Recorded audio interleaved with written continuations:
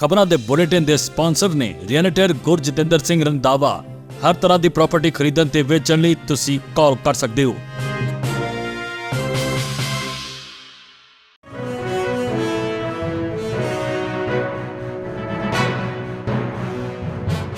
ਸਤਿ ਸ਼੍ਰੀ ਅਕਾਲ, ਤੁਸੀਂ ਵੇਖ ਰਹੇ ਹੋ ਪੰਜਾਬ ਮੇਲ USA TV। ਮੈਂ ਹਾਂ ਸੰਜੀਵ ਯਸ਼ ਖੰਨਾ। ਸ਼ਹੀਦ-ਏ-ਆਜ਼ਮ ਭਗਤ ਸਿੰਘ ਦੇ ਜਨਮ ਦਿਹਾੜੇ ਦੀਆਂ ਤੁਹਾਨੂੰ ਸਭ ਨੂੰ ਵਧਾਈਆਂ।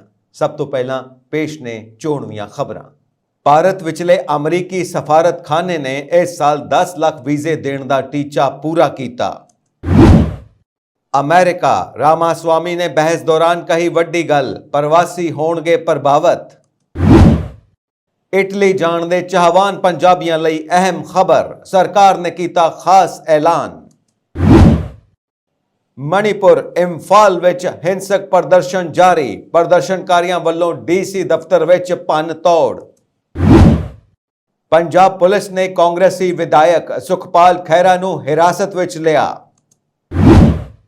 ਸੁਖਪਾਲ ਖਹਿਰਾ ਦੀ ਗ੍ਰਿਫਤਾਰੀ ਤੇ ਭੜਕੇ ਰਾਜਾ ਵੜਿੰਗ ਬੋਲੇ, ਹਰ ਵਰਕਰ ਨਾਲ ਚੱਟਾਨ ਬਣ ਕੇ ਖੜਾ ਹਾਂ।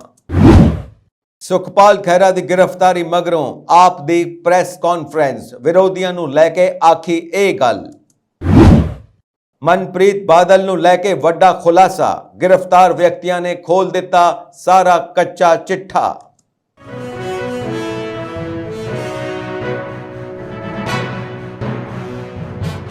ਭਾਰਤ ਵਿੱਚ ਅਮਰੀਕੀ ਮਿਸ਼ਨ ਨੇ ਅੱਜ ਇਸ ਸਾਲ 10 ਲੱਖ ਗੈਰ ਪ੍ਰਵਾਸੀ ਵੀਜ਼ੇ ਦੇਣ ਦਾ ਆਪਣਾ ਟੀਚਾ ਪੂਰਾ ਕਰ ਲਿਆ।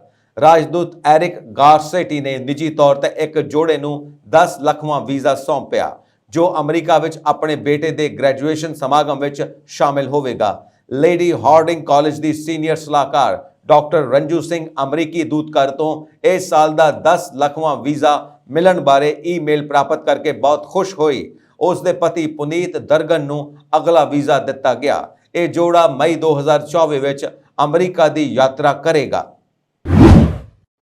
ਭਾਰਤੀ ਅਮਰੀਕੀ ਉਮੀਦਵਾਰ ਵਿਵੇਕ ਰਾਮਾਸਵਾਮੀ ਨੇ ਦੂਜੀ ਰਿਪਬਲਿਕਨ ਰਾਸ਼ਟਰਪਤੀ ਬਹਿਸ ਦੌਰਾਨ ਕਿਹਾ ਕਿ ਉਹ ਗੈਰ ਕਾਨੂੰਨੀ ਪ੍ਰਵਾਸੀਆਂ ਦੇ ਬੱਚਿਆਂ ਤੋਂ ਜਨਮ ਅਧਿਕਾਰ ਨਾਗਰਿਕਤਾ ਖੋਣ ਦੇ ਹੱਕ ਵਿੱਚ ਨੇ। ਬੁੱਧਵਾਰ ਰਾਤ ਕੈਲੀਫੋਰਨੀਆ ਵਿੱਚ ਰੋਨਾਲਡ ਰੀਗਨ ਪ੍ਰੈਜ਼ੀਡੈਂਸ਼ੀਅਲ ਲਾਇਬ੍ਰੇਰੀ ਵਿੱਚ 7 ਰਿਪਬਲਿਕਨ ਉਮੀਦਵਾਰਾਂ ਨੇ ਬਹਿਸ ਕੀਤੀ, ਜਿੱਥੇ ਰਾਮਾਸਵਾਮੀ ਨੂੰ ਪੁੱਛਿਆ ਗਿਆ ਸੀ ਕਿ ਉਹ ਗੈਰ ਦਸਤਾਵੇਜ਼ ਰਹਿਤ ਪ੍ਰਵਾਸੀਆਂ ਅਤੇ ਉਹਨਾਂ ਦੇ ਅਮਰੀਕਾ ਵਿੱਚ ਜਨਮੇ ਬੱਚਿਆਂ ਨੂੰ ਦੇਸ਼ ਵਿੱਚੋਂ ਕੱਢਣ ਲਈ ਕਿਸ ਕਾਨੂੰਨੀ ਆਧਾਰ ਦੀ ਵਰਤੋਂ ਕਰਨਗੇ। ਬਾਇਓਟੈਕ ਉਦਯੋਗਪਤੀ ਰਾਮਾਸਵਾਮੀ ਨੇ ਯੂਨੀਵਿਜ਼ਨ ਹੋਸਟ ਏਲੀਆ ਕੈਲਡਰੋਨ ਨੇ ਦੱਸਿਆ ਕਿ ਉਹ ਇਸ ਦੇਸ਼ ਵਿੱਚ ਗੈਰ ਕਾਨੂੰਨੀ ਪ੍ਰਵਾਸੀਆਂ ਦੇ ਬੱਚਿਆਂ ਲਈ ਜਨਮ ਅਧਿਕਾਰ ਨਾਗਰਿਕਤਾ ਖਤਮ ਕਰਨ ਦੇ ਹੱਕ ਵਿੱਚ ਨੇ। ਭਾਰਤ ਤੋਂ ਪ੍ਰਵਾਸੀ ਮਾਪਿਆਂ ਦੇ ਘਰ ਜਨਮੇ 38 ਸਾਲਾ ਰਾਮਾਸਵਾਮੀ ਨੇ ਕਿਹਾ ਕਿ ਦੇਸ਼ ਵਿੱਚ ਪੈਦਾ ਹੋਏ ਗੈਰ ਦਸਤਾਵੇਜ਼ ਪ੍ਰਵਾਸੀਆਂ ਦੇ ਬੱਚੇ ਅਮਰੀਕੀ ਨਾਗਰਿਕਤਾ ਦੇ ਹੱਕਦਾਰ ਨਹੀਂ ਹਨ, ਕਿਉਂਕਿ ਉਹਨਾਂ ਦੇ ਮਾਪਿਆਂ ਨੇ ਦੇਸ਼ ਵਿੱਚ ਰਹਿਣ ਲਈ ਕਾਨੂੰਨ ਤੋੜਿਆ ਹੈ। ਇਹ ਦਾਅਵਾ ਕਰਦੇ ਹੋਏ ਕਿ ਉਸ ਨੇ ਸੰਵਿਧਾਨ ਦੇ 14ਵੇਂ ਸੰਸ਼ੋਧਨ ਨੂੰ ਪੜ੍ਹਿਆ ਹੈ। ਰਾਮਾਸਵਾਮੀ ਨੇ ਕਿਹਾ ਕਿ ਸੰਯੁਕਤ ਰਾਜ ਵਿੱਚ ਪੈਦਾ ਹੋਏ ਜਾਂ ਕੁਦਰਤੀ ਤੌਰ ਤੇ ਜਨਮੇ ਅਤੇ ਇੱਥੋਂ ਦੇ ਕਾਨੂੰਨਾਂ ਅਤੇ ਅਧਿਕਾਰ ਖੇਤਰ ਦੇ ਅਧੀਨ ਆਉਂਦੇ ਸਾਰੇ ਵਿਅਕਤੀ ਨਾਗਰਿਕ ਨੇ। ਰਾਮਾਸਵਾਮੀ ਦੇ ਵਿਚਾਰ ਸਾਥੀ ਰਿਪਬਲਿਕਨ ਉਮੀਦਵਾਰ ਅਤੇ ਸਾਬਕਾ ਰਾਸ਼ਟਰਪਤੀ ਡੋਨਾਲਡ ਟਰੰਪ ਨਾਲ ਮੇਲ ਖਾਂਦੇ ਨੇ, ਜਿਨ੍ਹਾਂ ਨੇ 2024 ਦੀਆਂ ਚੋਣਾਂ ਜਿੱਤਣ ਤੇ ਅਣਅਧਿਕਾਰਿਤ ਪ੍ਰਵਾਸੀਆਂ ਦੇ ਬੱਚਿਆਂ ਲਈ ਜਨਮ ਅਧਿਕਾਰ ਨਾਗਰਿਕਤਾ ਨੂੰ ਖਤਮ ਕਰਨ ਦੀ ਸਹੁੰ ਖਾਧੀ ਹੈ। ਇਸ ਸਾਲ ਮਈ ਵਿੱਚ ਇੱਕ ਵੀਡੀਓ ਸੰਦੇਸ਼ ਵਿੱਚ ਟਰੰਪ ਨੇ ਕਿਹਾ ਸੀ ਕਿ ਮੇਰੀ ਨੀਤੀ ਲਗਾਤਾਰ ਗੈਰ ਕਾਨੂੰਨੀ ਪ੍ਰਵਾਸ ਲਈ ਇੱਕ ਪ੍ਰਮੁੱਖ ਪ੍ਰੋਤਸਾਹਨ ਨੂੰ ਰੋਕ ਦੇਵੇਗੀ, ਹੋਰ ਪ੍ਰਵਾਸੀਆਂ ਨੂੰ ਆਉਣ ਤੋਂ ਰੋਕ ਦੇਵੇਗੀ। ਜੋ ਬਾਈਡਨ ਨੇ ਗੈਰ ਕਾਨੂੰਨੀ ਢੰਗ ਨਾਲ ਸਾਡੇ ਦੇਸ਼ ਵਿੱਚ ਆਉਣ ਲਈ ਕਈ ਲੋਕਾਂ ਨੂੰ ਉਤਸ਼ਾਹਿਤ ਕੀਤਾ ਹੈ। ਇਹਨਾਂ ਸਾਰਿਆਂ ਨੂੰ ਵਾਪਸ ਜਾਣਾ ਪਵੇਗਾ। ਉਹਨਾਂ ਨੇ ਆਪਣੇ ਅਹੁਦੇ ਤੇ ਰਹਿੰਦਿਆਂ ਵੀ ਇਹ ਮੁੱਦਾ ਚੁੱਕਿਆ ਸੀ। ਜ਼ਿਕਰਯੋਗ ਹੈ ਕਿ ਅਮਰੀਕਾ ਤੋਂ ਇਲਾਵਾ ਕੈਨੇਡਾ ਅਤੇ ਮੈਕਸੀਕੋ ਵੀ ਜਨਮ ਅਧਿਕਾਰ ਨਾਗਰਿਕਤਾ ਦੀ ਪੇਸ਼ਕਸ਼ ਕਰਦੇ ਨੇ। ਬਹਿਸ ਦੌਰਾਨ ਰਾਮਾਸਵਾਮੀ ਨੇ ਬੱਚਿਆਂ ਦੀ ਲਿੰਗ ਪਛਾਣ ਬਾਰੇ ਮਾਤਾ-ਪਿਤਾ ਦੀ ਸੂਚਨਾ ਬਾਰੇ ਸਵਾਲ ਦਾ ਜਵਾਬ ਦਿੰਦੇ ਹੋਏ ਟਰਾਂਸਜੈਂਡਰ ਨੂੰ ਮਾਨਸਿਕ ਸਿਹਤ ਸੰਬੰਧੀ ਵਿਗਾੜ ਕਰਾਰ ਦਿੱਤਾ। ਫੋਕਸ ਬਿਜ਼ਨਸ ਨੈਟਵਰਕ ਅਤੇ ਯੂਨੀਵਿਜ਼ਨ ਦੁਆਰਾ ਆਯੋਜਿਤ ਇਸ ਬਹਿਸ ਵਿੱਚ ਟਰੰਪ ਸ਼ਾਮਿਲ ਨਹੀਂ ਹੋਏ। ਇਸ ਵਿੱਚ ਰਾਮਾਸਵਾਮੀ ਦੱਖਣੀ ਕੈਰੋਲੀਨਾ ਦੀ ਸਾਬਕਾ ਗਵਰਨਰ ਨਿੱਕੀ ਹੈਲੀ, ਫਲੋਰੀਡਾ ਦੇ ਗਵਰਨਰ ਰੌਨ ਡਿਸੈਂਟਿਸ, ਦੱਖਣੀ ਕੈਰੋਲੀਨਾ ਦੇ ਸੈਨੇਟਰ ਟਿਮ ਸਕਾਟ, ਸਾਬਕਾ ਉਪ ਰਾਸ਼ਟਰਪਤੀ ਮਾਈਕ ਪੈਂਸ, ਨਿਊ ਜਰਸੀ ਦੇ ਸਾਬਕਾ ਗਵਰਨਰ ਕ੍ਰਿਸ ਕ੍ਰਿਸਟੀ ਅਤੇ ਉੱਤਰੀ ਡਕੋਟਾ ਦੇ ਗਵਰਨਰ ਡਗ ਬਰਗਮ ਨੇ ਹਿੱਸਾ ਲਿਆ। ਇਟਲੀ ਜਾਣ ਦੇ ਚਾਹਵਾਨ ਪੰਜਾਬੀਆਂ ਲਈ ਅਹਿਮ ਖਬਰ ਮੁਤਾਬਿਕ ਇਟਲੀ ਦੀ ਮੰਤਰੀ ਮੰਡਲ ਨੇ ਆਪਣੇ ਇਮੀਗ੍ਰੇਸ਼ਨ ਨਿਯਮਾਂ ਨੂੰ ਮਜ਼ਬੂਤ ਕਰਨ ਲਈ ਨਵੀਂ ਨੀਤੀ ਨੂੰ ਮਨਜ਼ੂਰੀ ਦੇ ਦਿੱਤੀ ਹੈ, ਜਿਸ ਦੇ ਤਹਿਤ ਨੌਜਵਾਨ ਸ਼ਰਨ ਮੰਗਣ ਵਾਲਿਆਂ ਲਈ ਉਮਰ ਸੰਬੰਧੀ ਵਿਸ਼ੇਸ਼ ਸੁਰੱਖਿਆ ਨੂੰ ਸੰਭਾਵੀ ਤੌਰ ਤੇ ਹਟਾ ਦਿੱਤਾ ਗਿਆ ਹੈ। ਸਮਾਚਾਰ ਏਜੰਸੀ ਸ਼ਿਨਹੁਆ ਦੀ ਰਿਪੋਰਟ ਅਨੁਸਾਰ ਯੂਰਪ ਵਿੱਚ ਆਉਣ ਵਾਲੇ ਪ੍ਰਵਾਸੀਆਂ ਦੀ ਵੱਧਦੀ ਆਮਦ ਨੂੰ ਰੋਕਣ ਦੇ ਉਦੇਸ਼ ਨਾਲ ਸੁਧਾਰਾਂ ਦੀ ਇੱਕ ਲੜੀ ਵਿੱਚ ਇਹ ਕਦਮ ਨਵੀਨਤਮ ਹੈ। ਉਹਨਾਂ ਵਿੱਚੋਂ ਜ਼ਿਆਦਾਤਰ ਇਟਲੀ ਦੇ ਤਟਾਂ ਤੇ ਨੇ। ਇਮੀਗ੍ਰੇਸ਼ਨ ਸੁਧਾਰ ਦੀ ਵੀ ਨਵੀਂ ਨੀਤੀ ਦੇ ਤਹਿਤ ਅਧਿਕਾਰੀਆਂ ਨੂੰ ਗੈਰ ਸੰਗਠਿਤ ਨਵੇਂ ਆਉਣ ਵਾਲਿਆਂ ਦੀ ਉਮਰ ਦਾ ਮੁਲਾਂਕਣ ਕਰਨ ਦੀ ਇਜਾਜ਼ਤ ਦਿੱਤੀ ਜਾਵੇਗੀ। ਜੇਕਰ ਇਹਨਾਂ ਵਿਅਕਤੀਆਂ ਦੀ ਉਮਰ 16 ਸਾਲ ਤੋਂ ਵੱਧ ਹੈ ਤਾਂ ਉਹਨਾਂ ਨੂੰ ਬਾਲਗ ਨਜ਼ਰਬੰਦੀ ਕੇਂਦਰਾਂ ਵਿੱਚ ਰੱਖਿਆ ਜਾ ਸਕਦਾ ਹੈ, ਜੋ ਪਹਿਲਾਂ ਹੀ ਸਮਰੱਥਾ ਤੋਂ ਵੱਧ ਪਰੇ ਹੋਏ ਨੇ। ਇਸ ਤਬਦੀਲੀ ਤੋਂ ਪਹਿਲਾਂ ਬਿਨਾਂ ਸਰਪ੍ਰਸਤ ਦੇ ਇਟਲੀ ਪਹੁੰਚਣ ਵਾਲੇ ਬੱਚਿਆਂ ਨੂੰ 6 ਸਾਲ ਪਹਿਲਾਂ ਲਾਗੂ ਕੀਤੀ ਗਈ ਯੂਰਪੀਅਨ ਯੂਨੀਅਨ ਨੀਤੀ ਦੇ ਤਹਿਤ ਵਿਸ਼ੇਸ਼ ਸੁਰੱਖਿਆ ਪ੍ਰਦਾਨ ਕੀਤੀ ਜਾਂਦੀ ਹੈ। ਇਸ ਤੋਂ ਇਲਾਵਾ ਇਹ ਪਹਿਲ ਕਦਮੀ ਅਧਿਕਾਰੀਆਂ ਨੂੰ ਜਨਤਕ ਵਿਵਸਥਾ ਜਾਂ ਰਾਸ਼ਟਰੀ ਸੁਰੱਖਿਆ ਲਈ ਖਤਰਾ ਮੰਨੇ ਜਾਣ ਵਾਲੇ ਵਿਦੇਸ਼ੀ ਲੋਕਾਂ ਨੂੰ ਦੇਸ਼ ਨਿਕਾਲਾ ਦੇਣ ਦਾ ਅਧਿਕਾਰ ਦਿੰਦੀ ਹੈ। ਪਿਛਲੇ ਹਫ਼ਤੇ ਸਰਕਾਰ ਨੇ ਸਰਹੱਦੀ ਅਧਿਕਾਰੀਆਂ ਨੂੰ 18 ਮਹੀਨਿਆਂ ਤੱਕ ਨਜ਼ਰਬੰਦੀ ਕੇਂਦਰਾਂ ਵਿੱਚ ਵਿਅਕਤੀਆਂ ਨੂੰ ਨਜ਼ਰਬੰਦ ਕਰਨ ਦਾ ਅਧਿਕਾਰ ਦਿੱਤਾ ਸੀ। ਇੰਟਰਨੈਸ਼ਨਲ ਆਰਗੇਨਾਈਜੇਸ਼ਨ ਫਾਰ ਮਾਈਗ੍ਰੇਸ਼ਨ ਦੇ ਅੰਕੜਿਆਂ ਅਨੁਸਾਰ ਇਸ ਸਾਲ ਹੁਣ ਤੱਕ ਲਗਭਗ 20 ਲੱਖ ਪ੍ਰਵਾਸੀ ਜ਼ਮੀਨੀ ਅਤੇ ਸਮੁੰਦਰੀ ਰਸਤੇ ਯੂਰਪੀ ਸੰਘ ਵਿੱਚ ਪਹੁੰਚ ਚੁੱਕੇ ਨੇ। ਇਹਨਾਂ ਆਮਦਾਂ ਵਿੱਚੋਂ ਲਗਭਗ 2/3 ਇਟਲੀ ਵਿੱਚ ਉਤਰੇ ਨੇ। ਮਨੀਪੁਰ ਵਿੱਚ 2 ਵਿਦਿਆਰਥੀਆਂ ਦੀ ਮੌਤ ਨੂੰ ਲੈ ਕੇ ਵੀਰਵਾਰ ਸਵੇਰੇ ਵੀ ਹਿੰਸਕ ਪ੍ਰਦਰਸ਼ਨ ਜਾਰੀ ਰਿਹਾ ਅਤੇ ਇੰਫਾਲ ਵੈਸਟ ਵਿੱਚ ਹਿੰਸਕ ਭੀੜ ਨੇ ਡਿਪਟੀ ਕਮਿਸ਼ਨਰ ਦਫ਼ਤਰ ਵਿੱਚ ਭੰਨਤੋੜ ਕੀਤੀ ਅਤੇ 2 ਵਾਹਨਾਂ ਨੂੰ ਅੱਗ ਲਗਾ ਦਿੱਤੀ। ਦਰਅਸਲ ਮਨੀਪੁਰ ਵਿੱਚ ਵਿਦਿਆਰਥੀਆਂ ਦੀ ਅਗਵਾਈ ਵਿੱਚ ਇਹ ਹਿੰਸਾ ਮੰਗਲਵਾਰ ਨੂੰ ਉਦੋਂ ਸ਼ੁਰੂ ਹੋਈ ਜਦੋਂ ਜੁਲਾਈ ਵਿੱਚ ਲਾਪਤਾ ਹੋਏ ਇੱਕ ਮੁੰਡੇ ਅਤੇ ਕੁੜੀ ਦੀਆਂ ਲਾਸ਼ਾਂ ਦੀਆਂ ਤਸਵੀਰਾਂ ਸੋਸ਼ਲ ਮੀਡੀਆ ਤੇ ਵਾਇਰਲ ਹੋਈਆਂ। ਅਧਿਕਾਰੀਆਂ ਨੇ ਦੱਸਿਆ ਕਿ ਬੀਤੀ ਰਾਤ ਉਰੋਪੋਕ, ਯੈਸਕੁਲ, ਸਗੋਲਬੰਦ ਅਤੇ ਟੇਕਾ ਇਲਾਕਿਆਂ ਵਿੱਚ ਪ੍ਰਦਰਸ਼ਨਕਾਰੀਆਂ ਦੀ ਸੁਰੱਖਿਆ ਦਸਤਿਆਂ ਨਾਲ ਝੜਪ ਹੋਈ, ਜਿਸ ਕਾਰਨ ਸੁਰੱਖਿਆ ਦਸਤਿਆਂ ਨੂੰ ਸਥਿਤੀ ਤੇ ਕਾਬੂ ਪਾਉਣ ਲਈ ਹੰਝੂ ਗੈਸ ਦੇ ਕਈ ਗੋਲੇ ਛੱਡਣੇ ਪਏ। ਉਹਨਾਂ ਦੱਸਿਆ ਕਿ ਪ੍ਰਦਰਸ਼ਨਕਾਰੀਆਂ ਨੇ ਸੁਰੱਖਿਆ ਦਸਤਿਆਂ ਨੂੰ ਰਿਹਾਇਸ਼ੀ ਇਲਾਕਿਆਂ ਵਿੱਚ ਐਂਟਰ ਕਰਨ ਤੋਂ ਰੋਕਣ ਲਈ ਟਾਇਰ ਸਾੜ ਕੇ ਸੜਕਾਂ ਨੂੰ ਠੱਪ ਕਰ ਦਿੱਤਾ। ਉਹਨਾਂ ਨੇ ਦੱਸਿਆ ਕਿ ਭੀੜ ਨੇ ਡੀਸੀ ਦਫ਼ਤਰ ਵਿੱਚ ਭੰਨਤੋੜ ਕੀਤੀ ਅਤੇ 2 4-ਪਹੀਆ ਵਾਹਨਾਂ ਨੂੰ ਫੂਕ ਦਿੱਤਾ। ਕੇਂਦਰੀ ਰਿਜ਼ਰਵ ਪੁਲਿਸ ਫੋਰਸ ਦੇ ਜਵਾਨਾਂ ਨੇ ਸਥਿਤੀ ਨੂੰ ਕਾਬੂ ਕੀਤਾ। ਇੰਫਾਲ ਈਸਟ ਅਤੇ ਇੰਫਾਲ ਵੈਸਟ ਜ਼ਿਲ੍ਹਿਆਂ ਵਿੱਚ ਸੁਰੱਖਿਆ ਦਸਤਿਆਂ ਦੇ ਹਿੰਸਕ ਪ੍ਰਦਰਸ਼ਨਾਂ ਨਾਲ ਨਜਿੱਠਣ ਦਰਮਿਆਨ ਕਰਫਿਊ ਫਿਰ ਤੋਂ ਲਾ ਦਿੱਤਾ ਗਿਆ ਹੈ। ਮਨੀਪੁਰ ਪੁਲਿਸ ਨੇ ਇੱਕ ਬਿਆਨ ਵਿੱਚ ਕਿਹਾ ਕਿ ਭੀੜ ਨੇ ਇੱਕ ਪੁਲਿਸ ਵਾਹਨ ਨੂੰ ਨਿਸ਼ਾਨਾ ਬਣਾਇਆ ਅਤੇ ਉਸ ਵਿੱਚ ਅੱਗ ਲਾ ਦਿੱਤੀ, ਜਦਕਿ ਇੱਕ ਪੁਲਿਸ ਮੁਲਾਜ਼ਮ ਨਾਲ ਕੁੱਟਮਾਰ ਕੀਤੀ ਗਈ ਅਤੇ ਉਸ ਦਾ ਹਥਿਆਰ ਖੋਹ ਲਿਆ ਗਿਆ। ਉਹਨਾਂ ਕਿਹਾ ਕਿ ਅਜਿਹੇ ਅਪਰਾਧ ਵਿੱਚ ਸ਼ਾਮਿਲ ਲੋਕਾਂ ਖਿਲਾਫ ਸਖਤ ਕਾਰਵਾਈ ਕੀਤੀ ਜਾਵੇਗੀ। ਮਨੀਪੁਰ ਦੇ ਬਾਲ ਅਧਿਕਾਰਾਂ ਦੀ ਸੁਰੱਖਿਆ ਲਈ ਕਮਿਸ਼ਨ ਨੇ ਸੁਰੱਖਿਆ ਦਸਤਿਆਂ ਨੂੰ ਬੇਨਤੀ ਕੀਤੀ ਹੈ ਕਿ ਉਹ ਕਿਸ਼ੋਰਾਂ ਤੇ ਮਨਮਾਨੇ ਢੰਗ ਨਾਲ ਲਾਠੀ ਚਾਰਜ, ਹੰਝੂ ਗੈਸ ਦੇ ਗੋਲੇ ਅਤੇ ਰਬੜ ਦੀਆਂ ਗੋਲੀਆਂ ਨਾ ਚਲਾਉਣ। ਦੱਸ ਦਈਏ ਕਿ ਅਨੁਸੂਚਿਤ ਜਨਜਾਤੀ ਦੇ ਦਰਜੇ ਦੀ ਮੇਤੇਈ ਭਾਈਚਾਰੇ ਦੀ ਮੰਗ ਦੇ ਵਿਰੋਧ ਵਿੱਚ ਪਹਾੜੀ ਜ਼ਿਲ੍ਹਿਆਂ ਵਿੱਚ 3 ਮਈ ਨੂੰ ਕਬਾਇਲੀ ਏਕਤਾ ਮਾਰਚ ਤੋਂ ਬਾਅਦ ਸੂਬੇ ਵਿੱਚ ਜਾਤੀ ਹਿੰਸਾ ਭੜਕ ਗਈ ਸੀ।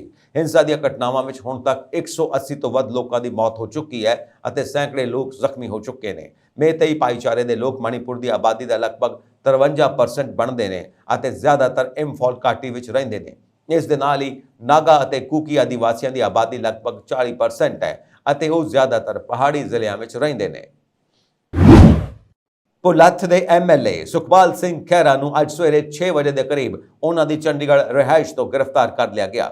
ਇਹ ਗ੍ਰਿਫਤਾਰੀ ਚੰਡੀਗੜ੍ਹ ਪੁਲਿਸ ਨੇ ਨਹੀਂ ਸਗੋਂ ਜਲਾਲਾਬਾਦ ਪੁਲਿਸ ਵੱਲੋਂ ਕੀਤੀ ਗਈ ਹੈ। ਪੁਲਿਸ ਅਨੁਸਾਰ ਇਹ ਕਾਰਵਾਈ ਖਹਿਰਾ ਖਿਲਾਫ 2015 ਦੇ NDPS ਮਾਮਲੇ ਵਿੱਚ ਕੀਤੀ ਗਈ ਹੈ। ਦੱਸ ਦਈਏ ਕਿ 2015 ਦੇ ਵਿੱਚ ਜਲਾਲਾਬਾਦ ਪੁਲਿਸ ਵੱਲੋਂ ਸੁਖਪਾਲ ਖਹਿਰਾ ਦੇ ਇੱਕ ਕਰੀਬੀ ਗੁਰਦੇਵ ਸਿੰਘ ਖਹਿਰਾ ਸਮੇਤ 9 ਲੋਕਾਂ ਤੇ ਕਾਰਵਾਈ ਕੀਤੀ ਗਈ ਸੀ, ਜਿਨ੍ਹਾਂ ਕੋਲੋਂ 1 ਕਿਲੋ ਹੈਰੋਇਨ, ਦੇਸੀ ਪਿਸਤੌਲ, ਸੋਨੇ ਦੇ ਬਿਸਕੁਟ ਅਤੇ ਪਾਕਿਸਤਾਨੀ ਸਿਮ ਵੀ ਬਰਾਮਦ ਹੋਏ ਸਨ। ਉਸ ਮਾਮਲੇ ਵਿੱਚ ਗੁਰਦੇਵ ਖਹਿਰਾ ਦਾ ਕਰੀਬੀ ਹੋਣ ਕਾਰਨ ਸੁਖਪਾਲ ਖਹਿਰਾ ਵੀ ਸ਼ੱਕ ਦੇ ਘੇਰੇ ਵਿੱਚ ਆ ਗਏ ਸਨ। ਜਾਂਚ ਪੜਤਾਲ ਮਗਰੋਂ ਸੁਖਪਾਲ ਸਿੰਘ ਖਹਿਰਾ ਨੂੰ ਕੋਈ ਸਬੂਤ ਨਾ ਮਿਲਣ ਕਾਰਨ ਸੁਪਰੀਮ ਕੋਰਟ ਨੇ ਉਹਨਾਂ ਨੂੰ ਕਲੀਨ ਚਿੱਟ ਦੇ ਦਿੱਤੀ ਸੀ, ਪਰ ਕੇਸ ਦੇ ਮੁੱਖ ਦੋਸ਼ੀ ਗੁਰਦੇਵ ਸਿੰਘ ਖਹਿਰਾ ਨੂੰ 10 ਸਾਲ ਦੀ ਸਜ਼ਾ ਸੁਣਾਈ ਗਈ ਸੀ। ਅਜਿਹਾ ਪਹਿਲੀ ਵਾਰ ਨਹੀਂ ਹੋਇਆ ਜਦੋਂ ਸੁਖਪਾਲ ਖਹਿਰਾ ਵਿਵਾਦਾਂ ਵਿੱਚ ਨਾ ਘਿਰੇ ਹੋਣ। 2015 ਦੇ NDPS ਮਾਮਲੇ ਵਿੱਚ ਵੀ ਖਹਿਰਾ ਨੂੰ ਨਸ਼ਾ ਤਸਕਰਾਂ ਨਾਲ ਸਬੰਧ ਰੱਖਣ ਅਤੇ ਨਕਲੀ ਪਾਸਪੋਰਟ ਬਣਾਉਣ ਵਾਲੇ ਰੈਕਟ ਵਿੱਚ ਸ਼ਾਮਿਲ ਹੋਣ ਦੇ ਦੋਸ਼ਾਂ ਹੇਠ ਨਵੰਬਰ 2021 ਵਿੱਚ ਵੀ ਗ੍ਰਿਫਤਾਰ ਕੀਤਾ ਗਿਆ ਸੀ। ਉਹਨਾਂ ਨੂੰ ਮਨੀ ਲਾਂਡਰਿੰਗ ਦੇ ਮਾਮਲੇ ਵਿੱਚ ਵੀ ਜੇਲ੍ਹ ਭੇਜਿਆ ਗਿਆ ਸੀ, ਜਿੱਥੇ ਉਹਨਾਂ ਨੂੰ ਕਰੀਬ 2.5 ਮਹੀਨੇ ਪਟਿਆਲਾ ਜੇਲ੍ਹ ਵਿੱਚ ਰਹਿਣ ਤੋਂ ਬਾਅਦ ਅਦਾਲਤ ਵੱਲੋਂ ਰਿਹਾ ਕੀਤਾ ਗਿਆ ਸੀ। ਹਾਲਾਂਕਿ 2015 ਵਿੱਚ ਖਹਿਰਾ ਨੂੰ ਸੁਪਰੀਮ ਕੋਰਟ ਨੇ ਰਾਹਤ ਦੇ ਦਿੱਤੀ ਸੀ, ਪਰ ਹੁਣ ਜਲਾਲਾਬਾਦ ਪੁਲਿਸ ਮੁਤਾਬਕ ਉਹਨਾਂ ਨੂੰ ਖਹਿਰਾ ਖਿਲਾਫ ਸਬੂਤ ਮਿਲ ਗਏ ਨੇ, ਜਿਸ ਕਾਰਨ ਹੁਣ ਉਹਨਾਂ ਤੇ ਕਾਰਵਾਈ ਕੀਤੀ ਜਾਵੇਗੀ। ਖਹਿਰਾ ਨੂੰ ਗ੍ਰਿਫਤਾਰ ਕਰਨ ਤੋਂ ਬਾਅਦ ਹੁਣ ਕੋਰਟ ਵਿੱਚ ਪੇਸ਼ ਕੀਤਾ ਜਾਵੇਗਾ, ਜਿੱਥੇ ਉਸ ਤੇ ਅਗਲੀ ਕਾਰਵਾਈ ਕੀਤੀ ਜਾਵੇਗੀ। ਖਹਿਰਾ ਅਨੁਸਾਰ ਇਹ ਕਾਰਵਾਈ ਪੰਜਾਬ ਦੇ ਮੁੱਖ ਮੰਤਰੀ ਭਗਵੰਤ ਸਿੰਘ ਮਾਨ ਨੇ ਬਦਲੇ ਦੀ ਭਾਵਨਾ ਨਾਲ ਕੀਤੀ ਹੈ। ਉਹਨਾਂ ਅਨੁਸਾਰ ਆਪ ਸਰਕਾਰ ਖਿਲਾਫ ਖੁੱਲ੍ਹ ਕੇ ਬੋਲਣ ਕਾਰਨ ਹੀ ਉਹਨਾਂ ਨੂੰ ਮਾਨ ਨੇ ਰੰਜਿਸ਼ ਕਾਰਨ ਗ੍ਰਿਫਤਾਰ ਕਰਵਾਇਆ ਹੈ। ਕਾਂਗਰਸੀ ਵਿਧਾਇਕ ਸੁਖਪਾਲ ਸਿੰਘ ਖਹਿਰਾ ਦੀ ਗ੍ਰਿਫਤਾਰੀ ਮਗਰੋਂ ਪੰਜਾਬ ਕਾਂਗਰਸ ਦੇ ਪ੍ਰਧਾਨ ਅਮਰਿੰਦਰ ਸਿੰਘ ਰਾਜਾ ਵੜਿੰਗ ਦਾ ਬਿਆਨ ਸਾਹਮਣੇ ਆਇਆ। ਰਾਜਾ ਵੜਿੰਗ ਨੇ ਸੁਖਪਾਲ ਖਹਿਰਾ ਨੂੰ ਗ੍ਰਿਫਤਾਰ ਕੀਤੇ ਜਾਣ ਦੀ ਨਿਖੇਧੀ ਕਰਦਿਆਂ ਕਿਹਾ ਕਿ ਇਹ ਜੰਗਲ ਰਾਜ ਹੈ। ਉਹਨਾਂ ਨੇ ਟਵੀਟ ਕਰਦਿਆਂ ਕਿਹਾ ਕਿ ਕਾਂਗਰਸ ਮੇਰਾ ਪਰਿਵਾਰ ਹੈ ਅਤੇ ਹਰ ਲੀਡਰ ਅਤੇ ਵਰਕਰ ਨਾਲ ਮੈਂ ਚਟਾਨ ਬਣ ਕੇ ਖੜਾ। ਉਹਨਾਂ ਕਿਹਾ ਕਿ ਅੱਜ ਸਵੇਰੇ ਉਹ ਸੁਖਪਾਲ ਖਹਿਰਾ ਦੇ ਪਰਿਵਾਰ ਨਾਲ ਮਿਲੇ ਨੇ ਅਤੇ ਅਗਲੀ ਕਾਨੂੰਨੀ ਲੜਾਈ ਲਈ ਵਿਚਾਰ ਵਟਾਂਦਰਾ ਕੀਤਾ ਹੈ। ਦੱਸਣਯੋਗ ਹੈ ਕਿ ਪੁਲੱਥ ਤੋਂ ਵਿਧਾਇਕ ਸੁਖਪਾਲ ਸਿੰਘ ਖਹਿਰਾ ਨੂੰ ਅੱਜ ਸਵੇਰੇ 6 ਵਜੇ ਦੇ ਕਰੀਬ ਉਹਨਾਂ ਦੀ ਚੰਡੀਗੜ੍ਹ ਰਿਹਾਇਸ਼ ਤੋਂ ਗ੍ਰਿਫਤਾਰ ਕਰ ਲਿਆ ਗਿਆ।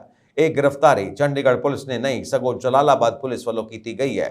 ਪੁਲਿਸ ਮੁਤਾਬਕ ਇਹ ਕਾਰਵਾਈ ਖਹਿਰਾ ਖਿਲਾਫ 2015 ਦੇ NDPS ਐਕਟ ਮਾਮਲੇ ਦੇ ਵਿੱਚ ਕੀਤੀ ਗਈ ਹੈ। ਕਾਂਗਰਸੀ ਵਿਧਾਇਕ ਸੁਖਪਾਲ ਸਿੰਘ ਖਹਿਰਾ ਦੀ ਗ੍ਰਿਫਤਾਰੀ ਨੂੰ ਲੈ ਕੇ ਆਮ ਆਦਮੀ ਪਾਰਟੀ ਵੱਲੋਂ ਇੱਥੇ ਇੱਕ ਅਹਿਮ ਪ੍ਰੈਸ ਕਾਨਫਰੰਸ ਕੀਤੀ ਗਈ। ਮੀਡੀਆ ਨੂੰ ਸੰਬੋਧਨ ਕਰਦਿਆਂ ਆਮ ਆਦਮੀ ਪਾਰਟੀ ਦੇ ਮੁੱਖ ਬੁਲਾਰੇ ਮਾਲਵਿੰਦਰ ਸਿੰਘ ਕੰਗ ਨੇ ਕਿਹਾ ਕਿ ਅਪ੍ਰੈਲ 2023 ਵਿੱਚ ਪੰਜਾਬ ਪੁਲਿਸ ਵੱਲੋਂ SIT ਦਾ ਗਠਨ ਕੀਤਾ ਗਿਆ ਸੀ ਅਤੇ ਸੁਖਪਾਲ ਖਹਿਰਾ ਮਾਮਲੇ ਦੀ ਬਾਰੀਕੀ ਨਾਲ ਜਾਂਚ ਕੀਤੀ ਗਈ। ਇਸ ਦੌਰਾਨ ਬਹੁਤ ਸਾਰੇ ਨਵੇਂ ਤੱਥ SIT ਦੇ ਕੋਲ ਆਏ ਨੇ, ਜਿਨ੍ਹਾਂ ਤੋਂ ਜ਼ਾਹਿਰ ਹੁੰਦਾ ਹੈ ਕਿ ਸੁਖਪਾਲ ਖਹਿਰਾ ਨਸ਼ਾ ਤਸਕਰੀ ਵਿੱਚ ਸ਼ਾਮਿਲ ਹੈ। ਇਸ ਲਈ ਪੰਜਾਬ ਪੁਲਿਸ ਵੱਲੋਂ ਅੱਜ ਉਹਨਾਂ ਨੂੰ ਗ੍ਰਿਫਤਾਰ ਕੀਤਾ ਗਿਆ। ਮਲਵਿੰਦਰ ਕੰਗ ਨੇ ਕਿਹਾ ਕਿ ਇਸ ਦਾ ਸਿਆਸਤ ਨਾਲ ਕੋਈ ਲੈਣਾ ਦੇਣਾ ਨਹੀਂ ਹੈ ਅਤੇ ਨਾ ਹੀ ਇਹ ਕਾਰਵਾਈ ਸਾਡੇ ਸਮੇਂ ਤੋਂ ਸ਼ੁਰੂ ਹੋਈ ਹੈ। ਉਹਨਾਂ ਕਿਹਾ ਕਿ ਮਾਨ ਸਰਕਾਰ ਦੀ ਭ੍ਰਿਸ਼ਟਾਚਾਰ ਖਿਲਾਫ ਜ਼ੀਰੋ ਟੋਲਰੈਂਸ ਨੀਤੀ ਦੇ ਆਧਾਰ ਤੇ ਅਸੀਂ ਕਿਸੇ ਨੂੰ ਵੀ ਨਹੀਂ ਬਖਸ਼ਾਂਗੇ। ਸਾਲ 2022 ਤੋਂ ਪਹਿਲਾਂ ਇਹਨਾਂ ਦੀ ਸੈਟਿੰਗ ਹੋ ਰਹੀ ਸੀ ਅਤੇ ਸਰਕਾਰ ਨੇ ਇਹ ਮਾਮਲਾ ਠੰਡੇ ਵਸਤੇ ਵਿੱਚ ਪਾ ਦਿੱਤਾ ਸੀ। ਉਸ ਕੇਸ ਦੀ ਨਵੀਂ ਜਾਂਚ ਦੇ ਆਧਾਰ ਤੇ ਨਵੇਂ ਤੱਥ ਸਾਹਮਣੇ ਆਏ ਨੇ ਅਤੇ ਇਸੇ ਲਈ ਉਹਨਾਂ ਨੂੰ ਗ੍ਰਿਫਤਾਰ ਕੀਤਾ ਗਿਆ। ਉਹਨਾਂ ਨੇ ਕਾਂਗਰਸ ਵੱਲੋਂ ਲਾਏ ਸਾਰੇ ਦੋਸ਼ਾਂ ਨੂੰ ਅਸੀਂ ਨਕਾਰਦੇ ਹਾਂ। ਉਹਨਾਂ ਕਿਹਾ ਕਿ ਵਿਰੋਧੀ ਪਾਰਟੀਆਂ ਇਸ ਗੱਲ ਨਾਲ ਸਹਿਮਤ ਨਹੀਂ ਕਿ ਪੰਜਾਬ 'ਚੋਂ ਨਸ਼ਾ ਖਤਮ ਹੋਵੇ। ਉਹਨਾਂ ਕਿਹਾ ਕਿ ਜੇਕਰ ਵਿਰੋਧੀ ਪਾਰਟੀਆਂ ਚਾਹੁੰਦੀਆਂ ਨੇ ਪੰਜਾਬ 'ਚੋਂ ਨਸ਼ਾ ਖਤਮ ਹੋਵੇ ਤਾਂ ਉਹਨਾਂ ਨੂੰ ਇਸ ਮਾਮਲੇ ਦਾ ਵਿਰੋਧ ਨਹੀਂ ਕਰਨਾ ਚਾਹੀਦਾ, ਤਾਂ ਇਹ ਸੁਲਝਾਇਆ ਜਾ ਸਕਦਾ ਹੈ ਔਰ ਸਮਝਿਆ ਜਾਵੇਗਾ ਕਿ ਨਸ਼ਾ ਤਸਕਰੀ ਨੂੰ ਲੈ ਕੇ ਇਹ ਸਾਰੇ ਇੱਕੋ ਥਾਲੀ ਦੇ ਚੱਟੇ ਬੱਟੇ ਨੇ। ਕੈਨੇਡਾ ਦੇ ਪ੍ਰਧਾਨ ਮੰਤਰੀ ਜਸਟਿਨ ਟਰੂਡੋ ਵੱਲੋਂ ਸੰਸਦ ਵਿੱਚ ਖੜੇ ਹੋ ਕੇ ਹਰਦੀਪ ਸਿੰਘ ਨਿੱਜਰ ਦੀ ਹੱਤਿਆ ਪਿੱਛੇ ਭਾਰਤੀ ਖੁਫੀਆ ਏਜੰਸੀ ਦਾ ਹੱਥ ਦੱਸੇ ਜਾਣ ਤੋਂ ਬਾਅਦ ਦੋਵਾਂ ਦੇਸ਼ਾਂ ਵਿਚਾਲੇ ਪੈਦਾ ਹੋਏ ਤਣਾਅ ਦਰਮਿਆਨ national investigation agency Punjabi entertainment industry ਵਿੱਚ ਹੋ ਰਹੇ ਨਿਵੇਸ਼ ਨੂੰ ਲੈ ਕੇ ਜ਼ਿਆਦਾ ਸਰਗਰਮ ਹੋ ਗਈ ਹੈ।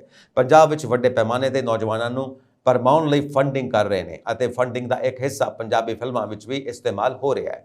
ਪੰਜਾਬ ਵਿੱਚ ਇੰਨੀ ਦਿਨੀ ਹੋ ਰਹੀ NIA ਦੀ ਛਾਪੇਮਾਰੀ ਵਿੱਚ ਜਾਂਚ ਦਾ ਇੱਕ ਐਂਗਲ ਇਹ ਵੀ ਹੈ। ਮਾਰਚ ਵਿੱਚ NIA ਨੇ 14 ਵਿਅਕਤੀਆਂ ਖਿਲਾਫ ਚਾਰਜ ਸ਼ੀਟ ਦਾਇਰ ਕੀਤੀ ਸੀ। ਇਸ ਚਾਰਜ ਸ਼ੀਟ ਵਿੱਚ ਇਹ ਗੱਲ ਸਾਹਮਣੇ ਆਈ ਕਿ ਗੈਂਗਸਟਰ ਲਾਰੈਂਸ ਬਿਸ਼ਨੋਈ ਵੱਲੋਂ 2019 ਤੋਂ ਲੈ ਕੇ 2021 ਦੇ ਕੈਨੇਡਾ ਤੋਂ ਥਾਈਲੈਂਡ ਵਿੱਚ ਹਵਾਲਾ ਰੋਡ ਰਾਹੀਂ 13 ਵਾਰ ਪੈਸੇ ਭੇਜੇ ਗਏ ਅਤੇ ਇਸ ਦੌਰਾਨ 5 ਤੋਂ ਲੈ ਕੇ 60 ਲੱਖ ਰੁਪਏ ਤੱਕ ਦੀ ਟ੍ਰਾਂਜੈਕਸ਼ਨ ਕੀਤੀ ਗਈ।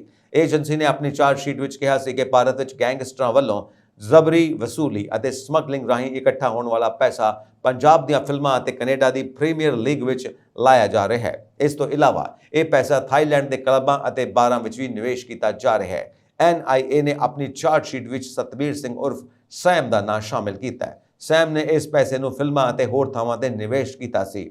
ਪੰਜਾਬ ਦੇ ਗਾਇਕ ਅਤੇ ਫਿਲਮੀ ਕਲਾਕਾਰਾਂ ਦਾ ਪ੍ਰੇਮ ਅਕਸਰ ਸਾਹਮਣੇ ਆਉਂਦਾ ਰਹਿੰਦਾ ਹੈ ਕਿਉਂਕਿ ਇਹਨਾਂ ਕਲਾਕਾਰਾਂ ਨੂੰ ਵਿਦੇਸ਼ਾਂ ਵਿੱਚ ਹੋਣ ਵਾਲੇ ਸ਼ੋਅ ਵਿੱਚ ਡਾਲਰ ਅਤੇ ਪਾਉਂਡ ਦੇ ਰੂਪ ਦੇ ਵਿੱਚ ਮੋਟੀ ਕਮਾਈ ਹੁੰਦੀ ਹੈ ਅਤੇ ਇਸ ਕਮਾਈ ਨਾਲ ਵਿਦੇਸ਼ਾਂ ਵਿੱਚ ਪੰਜਾਬ ਦੇ ਕਲਾਕਾਰਾਂ ਅਤੇ ਗਾਇਕਾਂ ਨੂੰ ਹਿਮਾਇਤ ਦੀ ਵੀ ਲੋੜ ਪੈਂਦੀ ਹੈ। ਪੰਜਾਬ ਦੇ ਕਈ ਕਲਾਕਾਰਾਂ ਨੌਜਵਾਨਾਂ ਨੂੰ ਵਿਦੇਸ਼ਾਂ ਵਿੱਚੋਂ ਸੈੱਟ ਕਰਵਾਉਣ ਦਾ ਝਾਂਸਾ ਦੇ ਕੇ ਕਬੂਤਰਬਾਜ਼ੀ ਵੀ ਕਰਵਾਉਂਦੇ ਰਹੇ ਨੇ ਅਤੇ ਉਹਨਾਂ ਨੂੰ ਆਪਣੇ ਨਾਲ ਢੋਲਕ ਵਾਲਾ ਜਾਂ ਤਬਲੇ ਵਾਲਾ ਦੱਸ ਕੇ ਉਹਨਾਂ ਦੇ ਵੀਜ਼ੇ ਲਗਵਾਏ ਜਾਂਦੇ ਰਹੇ ਨੇ। ਇਸੇ ਤਰ੍ਹਾਂ ਦੇ ਮਾਮਲੇ ਵਿੱਚ ਪੰਜਾਬੀ ਗਾਇਕ ਦਲੇਰ ਮਹਿੰਦੀ ਨੂੰ ਸਜ਼ਾ ਵੀ ਹੋਈ ਸੀ। ਹੁਣ ਭਾਰਤ ਅਤੇ ਕੈਨੇਡਾ ਦਰਮਿਆਨ ਚੱਲ ਰਹੇ ਵਿਵਾਦ ਕਾਰਨ ਪੰਜਾਬੀ ਗਾਇਕ ਅਤੇ ਕਲਾਕਾਰ ਵੀ ਜਾਂਚ ਏਜੰਸੀਆਂ ਦੇ ਨਿਸ਼ਾਨੇ ਤੇ ਨੇ ਅਤੇ ਆਉਣ ਵਾਲੇ ਦਿਨਾਂ ਵਿੱਚ ਇਸ ਮਾਮਲੇ ਵਿੱਚ ਹੋਰ ਵੱਡੇ ਐਕਸ਼ਨ ਦੀ ਉਮੀਦ ਪ੍ਰਗਟਾਈ ਜਾ ਰਹੀ ਹੈ। ਪਲਾਟ ਘਪਲੇ ਦੇ ਮਾਮਲੇ ਵਿੱਚ ਵਿਜੀਲੈਂਸ ਵੱਲੋਂ ਨਾਮਜ਼ਦ ਕੀਤੇ ਗਏ ਸਾਬਕਾ ਵਿੱਤ ਮੰਤਰੀ ਮਨਪ੍ਰੀਤ ਸਿੰਘ ਬਾਦਲ ਆਪਣੀ ਗ੍ਰਿਫਤਾਰੀ ਦੇ ਡਰ ਕਾਰਨ ਲਗਾਤਾਰ ਆਪਣੀ ਰਿਹਾਇਸ਼ ਬਦਲ ਰਹੇ ਨੇ। ਦੂਜੇ ਪਾਸੇ ਵਿਜੀਲੈਂਸ ਦਿੱਲੀ ਅਤੇ ਰਾਜਸਥਾਨ ਦੇ ਕਈ ਇਲਾਕਿਆਂ ਵਿੱਚ ਵੀ ਮਨਪ੍ਰੀਤ ਤੇ ਨਜ਼ਰ ਰੱਖੀ ਜਾ ਰਹੀ ਹੈ, ਜਿਸ ਕਾਰਨ ਵਿਜੀਲੈਂਸ ਟੀਮਾਂ ਦੋਵਾਂ ਰਾਜਾਂ ਵਿੱਚ ਪਹੁੰਚ ਗਈਆਂ ਨੇ।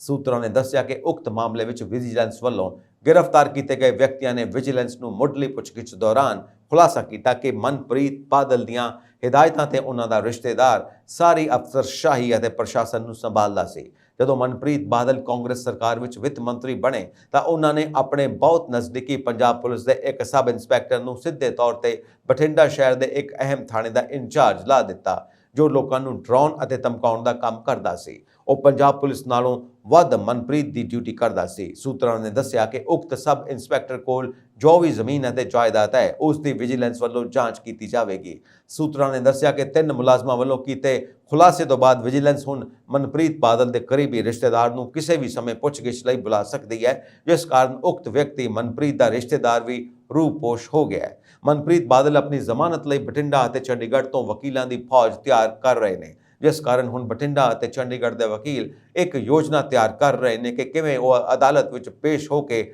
ਜ਼ਮਾਨਤ ਪਟੀਸ਼ਨ ਦਾਇਰ ਕਰਕੇ ਮਨਪ੍ਰੀਤ ਬਾਦਲ ਨੂੰ ਰਾਹਤ ਦਿਵਾ ਸਕਦੇ ਨੇ।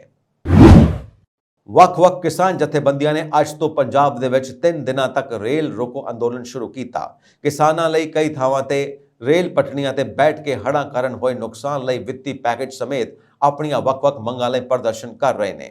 ਅੰਦੋਲਨ 30 ਸਤੰਬਰ ਤੱਕ ਜਾਰੀ ਰਹੇਗਾ। ਕਿਸਾਨਾਂ ਨੇ ਮੋਗਾ, ਹੁਸ਼ਿਆਰਪੁਰ, ਗੁਰਦਾਸਪੁਰ, ਜਲੰਧਰ, ਤਰਨਤਾਰਨ, ਸੰਗਰੂਰ, ਪਟਿਆਲਾ, ਫਿਰੋਜ਼ਪੁਰ, ਬਠਿੰਡਾ ਅਤੇ ਅੰਮ੍ਰਿਤਸਰ ਜ਼ਿਲ੍ਹਿਆਂ ਵਿੱਚ ਰੇਲਾਂ ਰੋਕੀਆਂ ਨੇ। ਅੰਮ੍ਰਿਤਸਰ ਵਿੱਚ ਦੇਵੀਦਾਸਪੁਰਾ ਵਿੱਚ ਅੰਮ੍ਰਿਤਸਰ ਦਿੱਲੀ ਰੇਲਵੇ ਟਰੈਕ ਤੇ ਕਿਸਾਨ ਧਰਨਾ ਦੇ ਰਹੇ ਨੇ। ਕਿਸਾਨ ਮਜ਼ਦੂਰ ਸੰਘਰਸ਼ ਕਮੇਟੀ, ਭਾਰਤੀ ਕਿਸਾਨ ਯੂਨੀਅਨ, BKU, ਏਕਤਾ ਆਜ਼ਾਦ ਕਿਸਾਨ ਕਮੇਟੀ, ਦੁਆਬਾ, BKU, ਬਹਿਰਾ ਮਕੋ, BKU ਸ਼ਹੀਦ ਭਗਤ ਸਿੰਘ ਅਤੇ BKU ਛੋਟੂ ਰਾਮ ਸਮੇਤ ਕਈ ਕਿਸਾਨ ਜਥੇਬੰਦੀਆਂ ਇਸ ਅੰਦੋਲਨ ਦਾ ਹਿੱਸਾ ਨੇ। ਚੰਡੀਗੜ੍ਹ ਨੂੰ ਪੂਰੇ ਦੇਸ਼ ਵਿੱਚ ਸਰਵੋਤਮ ਕੇਂਦਰ ਸ਼ਾਸਿਤ ਪ੍ਰਦੇਸ਼ ਦਾ ਐਵਾਰਡ ਦਿੱਤਾ ਗਿਆ। ਇਹ ਪੁਰਸਕਾਰ ਭਾਰਤ ਦੀ ਰਾਸ਼ਟਰਪਤੀ ਦ੍ਰੋਪਦੀ ਮੁਰਮੂ ਨੇ ਇੰਦੌਰ ਵਿੱਚ ਆਯੋਜਿਤ ਇੱਕ ਪ੍ਰੋਗਰਾਮ ਦੇ ਦੌਰਾਨ ਦਿੱਤਾ। ਆਵਾਸ ਅਤੇ ਸ਼ਹਿਰੀ ਮਾਮਲਿਆਂ ਦੇ ਮੰਤਰਾਲੇ ਨੇ 25 ਅਗਸਤ ਨੂੰ ਸਮਾਰਟ ਸਿਟੀ ਐਵਾਰਡ ਮੁਕਾਬਲੇ 2022 ਦਾ ਐਲਾਨ ਕੀਤਾ ਸੀ। ਇਸ ਵਿੱਚ ਚੰਡੀਗੜ੍ਹ ਕਈ ਵਰਗਾਂ ਵਿੱਚ ਪਹਿਲੇ ਸਥਾਨ ਤੇ ਰਿਹਾ। ਚੰਡੀਗੜ੍ਹ ਦੇ ਮੇਅਰ ਅਨੂਪ ਗੁਪਤਾ ਅਤੇ ਨਿਗਮ ਕਮਿਸ਼ਨਰ ਅਨੰਦਿਤਾ ਮਿੱਤਰਾ ਇਸ ਪ੍ਰੋਗਰਾਮ ਦੇ ਵਿੱਚ ਹਿੱਸਾ ਲੈਣ ਲਈ ਇੰਦੌਰ ਗਏ ਸਨ। ਸਰਵੋਤਮ ਕੇਂਦਰ ਸ਼ਾਸਿਤ ਪ੍ਰਦੇਸ਼ ਹੋਣ ਦੇ ਨਾਲ-ਨਾਲ ਚੰਡੀਗੜ੍ਹ ਨੇ ਪਬਲਿਕ ਬਾਈਕ ਸ਼ੇਅਰਿੰਗ ਪ੍ਰੋਜੈਕਟ ਵਿੱਚ ਵੀ ਪਹਿਲਾ ਸਥਾਨ ਹਾਸਿਲ ਕੀਤਾ ਹੈ। ਇਸ ਦੇ ਨਾਲ ਹੀ ਚੰਡੀਗੜ੍ਹ ਨੇ ਈ-ਗਵਰਨੈਂਸ ਸ਼੍ਰੇਣੀ ਵਿੱਚ ਵੀ ਟਾਪ ਕੀਤਾ ਹੈ। ਚੰਡੀਗੜ੍ਹ ਨੂੰ ਸਫਾਈ ਵਿੱਚ ਕੂੜਾ ਚੁੱਕਣ ਵਿੱਚ ਤੀਜਾ ਸਥਾਨ ਮਿਲਿਆ ਹੈ। ਸਮਾਰਟ ਸਿਟੀ ਐਵਾਰਡ ਮੁਕਾਬਲੇ ਲਈ ਕੁੱਲ 80 ਸ਼ਹਿਰਾਂ ਤੋਂ 845 ਨਾਮਜ਼ਦਗੀਆਂ ਪ੍ਰਾਪਤ ਹੋਈਆਂ ਸਨ। ਇਹਨਾਂ ਸਾਰੀਆਂ ਨਾਮਜ਼ਦਗੀਆਂ ਦਾ 5 ਪੜਾਵਾਂ ਵਿੱਚ ਮੁਲਾਂਕਣ ਕੀਤਾ ਗਿਆ ਸੀ। ਪਹਿਲੇ ਪੜਾਅ ਵਿੱਚ ਸਾਰੀਆਂ ਨਾਮਜ਼ਦਗੀਆਂ ਦੀ ਪ੍ਰੀ ਸਕੈਨਿੰਗ ਕੀਤੀ ਗਈ ਸੀ। ਇਸ ਵਿੱਚ ਪ੍ਰੋਜੈਕਟ ਐਵਾਰਡ ਵਿੱਚ 35 ਨਾਮਜ਼ਦਗੀਆਂ, ਇਨੋਵੇਸ਼ਨ ਐਵਾਰਡ ਵਿੱਚ 6, ਨੈਸ਼ਨਲ ਸਿਟੀ ਐਵਾਰਡ ਵਿੱਚ 13, ਰਾਜ ਅਤੇ UT ਐਵਾਰਡ ਵਿੱਚ 5 ਅਤੇ ਪਾਰਟਨਰ ਐਵਾਰਡ ਸ਼੍ਰੇਣੀ ਵਿੱਚ 7 ਨਾਮਜ਼ਦਗੀਆਂ ਸ਼ਾਮਿਲ ਨੇ। ਕੇਂਦਰ ਸਰਕਾਰ ਵੱਲੋਂ 25 ਜੂਨ 2015 ਨੂੰ ਸਮਾਰਟ ਸਿਟੀ ਮਿਸ਼ਨ ਦੀ ਸ਼ੁਰੂਆਤ ਕੀਤੀ ਗਈ ਸੀ। ਇਸ ਦਾ ਉਦੇਸ਼ ਸ਼ਹਿਰਾਂ ਵਿੱਚ ਨਾਗਰਿਕਾਂ ਨੂੰ ਲੋੜੀਂਦੀਆਂ ਬੁਨਿਆਦੀ ਸਹੂਲਤਾਂ, ਸਾਫ਼ ਅਤੇ ਟਿਕਾਊ ਵਾਤਾਵਰਣ ਅਤੇ ਮਿਆਰੀ ਜੀਵਨ ਪ੍ਰਦਾਨ ਕਰਨਾ ਹੈ। ਦੇਸ਼ ਵਿੱਚ ਸ਼ਹਿਰੀ ਵਿਕਾਸ ਦੇ ਕੰਮਕਾਜ ਵਿੱਚ ਬਦਲਾਅ ਲਿਆਉਣ ਦੇ ਉਦੇਸ਼ ਨਾਲ ਇਸ ਪ੍ਰੋਜੈਕਟ ਤਹਿਤ 100 ਸ਼ਹਿਰਾਂ ਨੂੰ ਲਿਆ ਗਿਆ ਹੈ।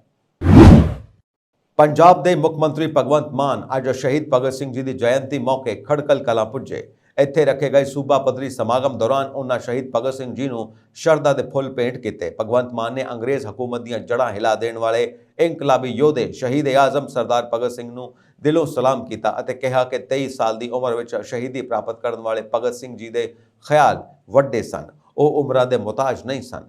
ਇਸ ਮੌਕੇ ਮੁੱਖ ਮੰਤਰੀ ਭਗਵੰਤ ਮਾਨ ਨੇ ਸ਼ਹੀਦ ਭਗਤ ਸਿੰਘ ਜੀ ਦੇ ਨਾਨਕਾ ਪਿੰਡ ਮੋਹਰਾਂਵਾਲੀ ਵਿੱਚ ਭਗਤ ਸਿੰਘ ਜੀ ਦੀ ਯਾਦਗਾਰ ਅਤੇ ਮਿਊਜ਼ੀਅਮ ਤੇ ਲਾਇਬ੍ਰੇਰੀ ਬਣਾਉਣ ਦਾ ਵੀ ਐਲਾਨ ਕੀਤਾ। ਆਉਣ ਵਾਲੇ ਦਿਨਾਂ ਵਿੱਚ ਭਗਤ ਸਿੰਘ ਦੇ ਨਾਨਕਾ ਪਿੰਡ ਨੂੰ ਵੀ ਲੋਕ ਦੇਖਣ ਜਾਇਆ ਕਰਨਗੇ। ਉਹਨਾਂ ਕਿਹਾ ਕਿ ਮੈਂ ਜਿੰਨੀਆਂ ਵੀ ਭਗਤ ਸਿੰਘ ਦੀਆਂ ਦਿੱਤੀਆਂ ਕੁਰਬਾਨੀਆਂ ਦੀਆਂ ਕਿਤਾਬਾਂ ਪੜ੍ਹਦਾ, ਹਮੇਸ਼ਾ ਨਾਲ ਇੱਕ ਰੁਮਾਲ ਰੱਖਦਾ, ਕਿਉਂਕਿ ਉਹਨਾਂ ਵੱਲੋਂ ਦਿੱਤੀਆਂ ਗਈਆਂ ਕੁਰਬਾਨੀਆਂ ਦੀਆਂ ਕਿਤਾਬਾਂ ਪੜ੍ਹ ਕੇ ਅੱਖਾਂ ਵਿੱਚੋਂ ਹੰਝੂ ਆ ਜਾਂਦੇ ਨੇ। ਇਸ ਦੌਰਾਨ ਭਗਵੰਤ ਮਾਨ ਨੇ ਭਗਤ ਸਿੰਘ ਜੀ ਦੇ ਦਿੱਤੇ ਪੂਰਨਿਆਂ ਤੇ ਚੱਲਣ ਦੀ ਅਪੀਲ ਵੀ ਕੀਤੀ। ਭਗਵੰਤ ਮਾਨ ਨੇ ਕਿਹਾ ਕਿ ਅੱਜ ਮੈਂ ਕਿਸੇ ਵੀ ਨਿੰਦਿਆ ਨਹੀਂ ਕਰਨੀ, ਸਗੋਂ ਆਉਣ ਵਾਲੇ ਸਮੇਂ ਦੀ ਗੱਲ ਕਰਨੀ ਹੈ। ਉਹਨਾਂ ਕਿਹਾ ਕਿ ਅਸੀਂ ਨਸੀਹਤ ਦੇ ਖੋਟੇ ਨਹੀਂ, ਅਸੀਂ ਕੋਈ ਪੈਸੇ ਕਮਾਉਣ ਲਈ ਨਹੀਂ ਆਏ।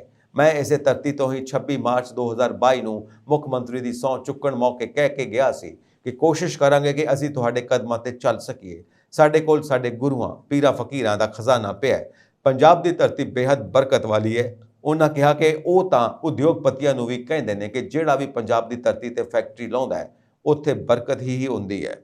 ਉਹਨਾਂ ਕਿਹਾ ਕਿ ਪੰਜਾਬ ਆਪਣਾ ਪਰਿਵਾਰ ਹੈ, ਇਸ ਲਈ ਇਸ ਨੂੰ ਹੱਸਦਾ ਖੇਡਦਾ ਹੋਇਆ ਅਸੀਂ ਪਰਿਵਾਰ ਬਣਾਉਣਾ ਚਾਹੁੰਦੇ ਹਾਂ।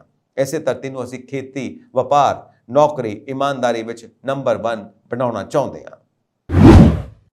ਪੰਜਾਬ ਵਿੱਚ ਬੇਰੋਜ਼ਗਾਰੀ ਭੱਤੇ ਸੰਬੰਧੀ 42 ਵਰ੍ਹੇ ਪਹਿਲਾਂ ਬਣੇ ਨਿਯਮ ਲਾਗੂ ਨੇ। ਇਨ੍ਹਾਂ ਤਹਿਤ ਰੋਜ਼ਾਨਾ ਔਸਤਨ 33 ਰੁਪਏ ਦੀ ਆਮਦ ਵਾਲੇ ਪਰਿਵਾਰ ਦਾ ਨੌਜਵਾਨ ਬੇਰੋਜ਼ਗਾਰੀ ਭੱਤਾ ਲੈਣ ਦੇ ਯੋਗ ਨਹੀਂ।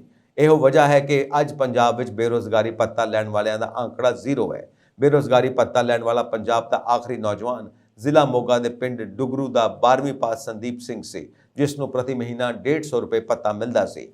ਪੰਜਾਬ ਸਰਕਾਰ ਨੇ ਉਸ ਦਾ ਬੇਰੋਜ਼ਗਾਰੀ ਭੱਤਾ ਬੰਦ ਵੀ ਕਰ ਦਿੱਤਾ ਕਿਉਂਕਿ ਸੰਦੀਪ ਸਿੰਘ ਅੰਗਹੀਣਤਾ ਪੈਨਸ਼ਨ ਲੈ ਰਿਹਾ ਹੈ। ਕਾਂਗਰਸ ਪਾਰਟੀ ਨੇ ਆਪਣੇ ਸਮੇਂ ਬੇਰੋਜ਼ਗਾਰਾਂ ਨੂੰ 2500 ਰੁਪਏ ਪ੍ਰਤੀ ਮਹੀਨਾ ਬੇਰੋਜ਼ਗਾਰੀ ਭੱਤਾ ਦੇਣ ਦਾ ਐਲਾਨ ਕੀਤਾ ਸੀ। ਪੰਜਾਬ ਸਰਕਾਰ ਵੱਲੋਂ ਇਸ ਵੇਲੇ ਮੈਟ੍ਰਿਕ, ਅੰਡਰ ਗ੍ਰੈਜੂਏਟ ਬੇਰੋਜ਼ਗਾਰ ਨੂੰ 150 ਰੁਪਏ ਅਤੇ ਗ੍ਰੈਜੂਏਟ, ਪੋਸਟ ਗ੍ਰੈਜੂਏਟ ਬੇਰੋਜ਼ਗਾਰ ਨੌਜਵਾਨ ਨੂੰ 200 ਰੁਪਏ ਪ੍ਰਤੀ ਮਹੀਨਾ ਬੇਰੋਜ਼ਗਾਰੀ ਭੱਤਾ ਦਿੱਤਾ ਜਾ ਰਿਹਾ ਹੈ। ਵੇਰਵਿਆਂ ਅਨੁਸਾਰ ਪੰਜਾਬ ਵਿਚਲੇ ਜ਼ਿਲ੍ਹਾ ਰੋਜ਼ਗਾਰ ਦਫ਼ਤਰਾਂ ਵਿੱਚ 31 ਅਗਸਤ 2023 ਨੂੰ ਰਜਿਸਟਰਡ ਬੇਰੋਜ਼ਗਾਰਾਂ ਦੀ ਗਿਣਤੀ 1,88,741 ਹੈ, ਜਿਨ੍ਹਾਂ ਵਿੱਚੋਂ 1,30,167 ਲੜਕੇ ਜਦੋਂ ਕਿ 58,574 ਲੜਕੀਆਂ ਨੇ। ਸਭ ਤੋਂ ਵੱਧ ਬੇਰੋਜ਼ਗਾਰ ਰਜਿਸਟਰਡ ਜ਼ਿਲ੍ਹਾ ਹੁਸ਼ਿਆਰਪੁਰ ਵਿੱਚ 27,071 ਨੇ। ਪੜ੍ਹੇ ਲਿਖੇ ਬੇਰੋਜ਼ਗਾਰਾਂ ਨੇ ਹੁਣ ਰੋਜ਼ਗਾਰ ਦਫ਼ਤਰਾਂ ਵਿੱਚ ਨਾਂ ਰਜਿਸਟਰਡ ਕਰਵਾਉਣਾ ਹੀ ਬੰਦ ਕਰ ਦਿੱਤਾ ਹੈ। ਪੰਜਾਬ ਵਿੱਚ ਵਰ੍ਹਾ 2005 ਤੋਂ ਬਾਅਦ ਕਦੇ ਵੀ ਬੇਰੋਜ਼ਗਾਰੀ ਭੱਤੇ ਦਾ ਬਜਟ 1 ਕਰੋੜ ਦੇ ਅੰਕੜੇ ਨੂੰ ਨਹੀਂ ਛੂਹਿਆ। 3 ਵਰ੍ਹੇ ਪਹਿਲਾਂ 2,63,000 ਬੇਰੋਜ਼ਗਾਰ ਰਜਿਸਟਰਡ ਸਨ ਅਤੇ ਇਸ ਸਮੇਂ ਦੌਰਾਨ ਬੇਰੋਜ਼ਗਾਰਾਂ ਦੇ ਅੰਕੜੇ ਵਿੱਚ 75,000 ਦੀ ਕਮੀ ਹੋ ਗਈ ਹੈ। ਸੂਬਾ ਸਰਕਾਰ ਨੇ 11 ਜਨਵਰੀ 1979 ਨੂੰ ਰੂਲਸ ਬਣਾਏ ਸਨ, ਜਿਨ੍ਹਾਂ ਵਿੱਚ ਸਾਲਾਨਾ 12,000 ਆਮਦਨ ਦੀ ਸ਼ਰਤ ਲਗਾਈ ਗਈ ਸੀ। ਜੇ ਗੁਆਂਢੀ ਸੂਬਿਆਂ ਤੇ ਨਜ਼ਰ ਮਾਰੀਏ ਤਾਂ ਹਰਿਆਣਾ, ਰਾਜਸਥਾਨ, ਉੱਤਰ ਪ੍ਰਦੇਸ਼ ਅਤੇ ਮੱਧ ਪ੍ਰਦੇਸ਼ ਵਿੱਚ ਆਮਦਨ ਦੀ ਸ਼ਰਤ 3 ਲੱਖ ਰੁਪਏ ਸਾਲਾਨਾ ਹੈ। ਦਿੱਲੀ ਵਿੱਚ ਉਸ ਬੇਰੋਜ਼ਗਾਰ ਨੂੰ ਬੇਕਾਰੀ ਭੱਤਾ ਮਿਲਦਾ ਜਿਸ ਕੋਲ ਆਮਦਨ ਦਾ ਕੋਈ ਵੀ ਸਾਧਨ ਨਹੀਂ ਹੈ। ਰੋਜ਼ਗਾਰ ਉਤਪੱਤੀ, ਹੁਨਰ ਵਿਕਾਸ ਅਤੇ ਸਿਖਲਾਈ ਮੰਤਰੀ ਅਮਨ ਅਰੋੜਾ ਨੇ ਕਿਹਾ ਕਿ ਬੇਰੋਜ਼ਗਾਰੀ ਭੱਤੇ ਦੀ ਆਮਦ ਹੱਦ ਤੈਅ ਕਰਨ ਵਾਲੇ ਨਿਯਮਾਂ ਵਿੱਚ ਕੋਈ ਸੋਧ ਕਰਨ ਦਾ ਮਾਮਲਾ ਹਾਲੇ ਵਿਚਾਰ ਅਧੀਨ ਨਹੀਂ ਹੈ। ਜੇਕਰ ਮੁੱਖ ਮੰਤਰੀ ਪੱਧਰ ਤੇ ਕੋਈ ਕਾਰਵਾਈ ਚੱਲ ਰਹੀ ਹੋਵੇ ਤਾਂ ਉਹ ਇਹਨਾਂ ਦੇ ਵਿੱਚ ਧਿਆਨ ਨਹੀਂ ਦੇ ਸਕਦੇ।